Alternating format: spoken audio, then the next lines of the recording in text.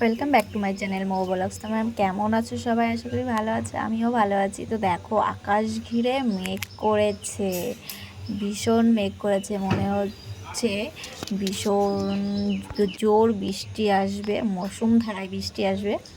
তো অনেকটা দিন বৃষ্টি হয় না, প্রচণ্ড গরম গেছে, প্রচণ্ড গরম গেছে। তোমরা সবাই জানো যে এখনও পর্যন্ত বৃষ্টি হয়নি। তো গরমে তো ভীষণ সবার অবস্থা খারাপ হয়েছিল।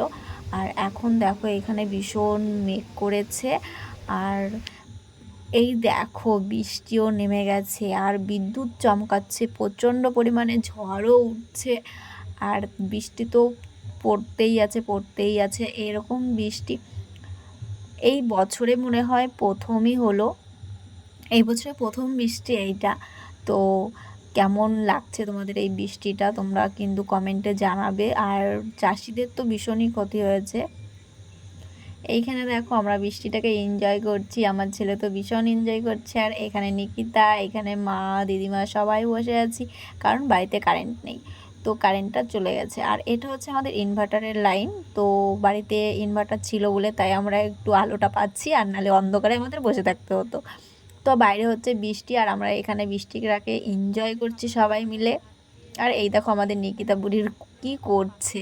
তো তারপরের দিন চলে আসলাম ছাদে, ছাদে এসে দেখি ভীষণ অবস্থা খারাপ।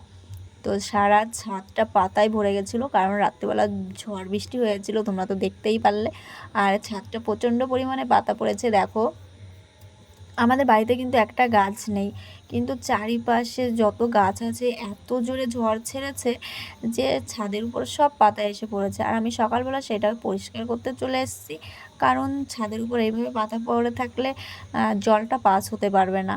তো তার জন্য ছাদটা পরিষ্কার করে রাখছি, আর পরিষ্কার করলে তো জিনিস সুন্দরই লাগবে, তাই না বলো? তো তার জন্য তারপর আমার ঝাড় দেওয়া হয়ে গেছে, আর আমি এই পাতাগুলো না ভালো করে পরিষ্কার করে তুলে আমি ফেলে দেবো নিচে। তো নিচে নিয়ে যেতে হবে, উপর থেকে ফেললে কোথা থেকে কোথায় পড়বে তার ঠিক নেই, এক জায়গায় আমি ফেলে দেবো, নিচে নিয়ে যাব তারপরে। তো আমি এখানে নিচে নিয়ে যাচ্ছি, তো আমার আবার আসা লাগবে, কারণ পাতা শেষ হয়নি ফেলা। আর তারপরে আমি সিঁড়িগুলো ঝাড় দিয়ে নিচ্ছি, সিঁড়িতে ভীষণ ধুলো পড়েছে আর পাতাও পড়ে গেছিলো। তো তার জন্য ভালো আমি একবারে সবটা পরিষ্কার করে নিয়ে যাই, তাহলে আমার কাজটাও সুবিধা হবে, একবারে পরিষ্কার করা হয়ে যাবে, পরে আর আমার সেটা করা লাগবে না। তো তার জন্য আমি সিঁড়িটাও পরিষ্কার করে নিচ্ছি। তো সিঁড়িটা পরিষ্কার করার সময় আমার ছেলে আমাকে ক্যামেরাটা করে দেয়নি, জানো তো? আমি কতবার বলার চেষ্টা করেছি, বাবা ক্যামেরাটা করে দে, ক্যামেরাটা করে দে। তো আমি এক হাত দিয়েই করেছি। আর এইখানে দেখো সব কিছু ঢালাই হচ্ছে। তো তোমরা এতদিন বুঝতেই পেরে গেছো যে আমার বাড়িতে কি হচ্ছে। এইখানে তো ঢালাইয়ের কাজ শেষ হয়ে গেছে, আর আমি তারপরে এবার ঘর মুছতে এসেছি, কারণ এই সিমেন্টগুলো না প্রচণ্ড পরিমাণে ঘরে ঢুকে যাচ্ছিলো। আর যতই জালনা কপাট সব কিছু আটকাও না কেন, সিমেন্ট ধুলো এইগুলো ঘরে আসবেই। তো আমি এখানে ঘরে পা দেওয়া যাচ্ছিলো না সিমেন্টের জন্য। তো আমি তার জন্য ঘরটা ভালো করে পরিষ্কার করে নিচ্ছি।